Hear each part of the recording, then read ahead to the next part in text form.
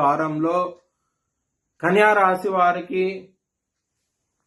లాభస్థానంలో గురువు గారు యోగిస్తున్నారు, తృతీయ స్థానంలో కుజుడు యోగిస్తున్నారు, శుక్రుడు యోగిస్తున్నారు మరియు గురువు గారు లాభస్థానంలో యోగిస్తున్నారు, కుజుడు యోగిస్తున్నారు.